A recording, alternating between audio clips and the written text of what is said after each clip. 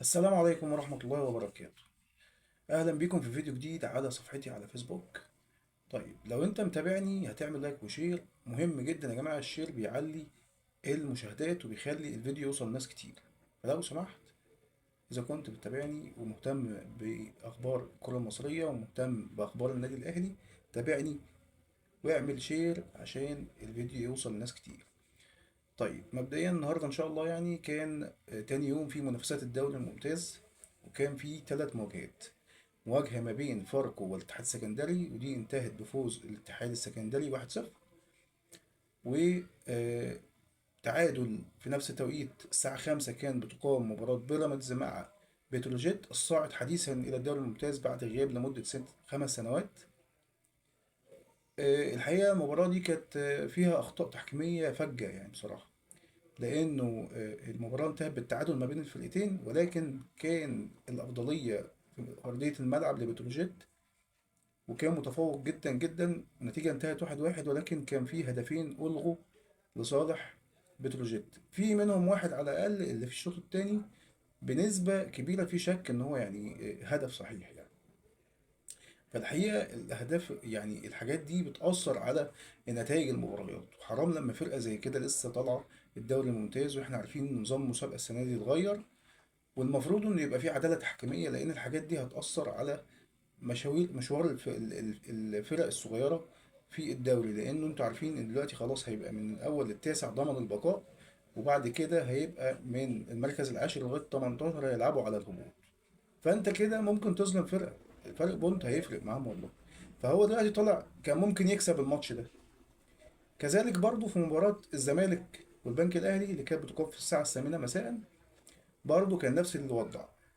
حكم محمد عادل الشهير بحكم الاحتواء حسب ضربة جزاء في الوقت الضايع في آخر الماتش للزمالك. هي أصلا كانت حسبها هو في الأول فاول على ناصر منسي، إن هو كان متداخل ودخل على بعنف على اللاعب سيد نيمار اللي منتقل حديثا الى نادي البنك الاهلي، تدخل معاه، عمل معاه فاول جوه المنطقه، في منطقه البنك الاهلي. فالحكم حسب فاول، يعني الحكم حسب فاول بعد ضغط من لعيب الزمالك، وبعد ما الفار استدعاه راح بص على الكوره، تلاقي ان هي جت في ايد اللاعب، بس ده بعد ما اللاعب ناصر منسي قام بالمخالفه.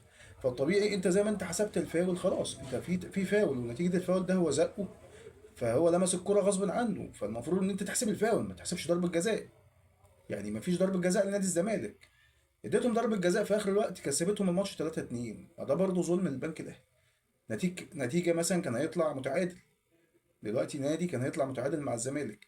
وايضا انت كده انتوا على طول بتتكلموا ان النادي الاهلي بيبقى فيه دايما الاتحاد والحكام، وبيحصل مجاملات للنادي الاهلي.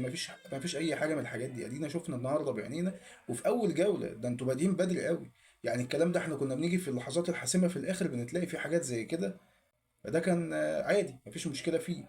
انما النهارده احنا في اول ماتش في الموسم للزمالك، واول ماتش في الموسم لبيراميدز، كل الاخطاء التحكيميه دي حرام حرام بجد يعني، بتضيعوا مجهود الفرق ومبتبقاش منافسه شريفه.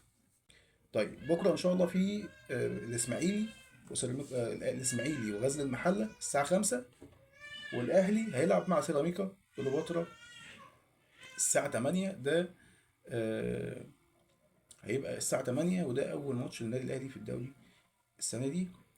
ان شاء الله بالتوفيق للنادي الاهلي.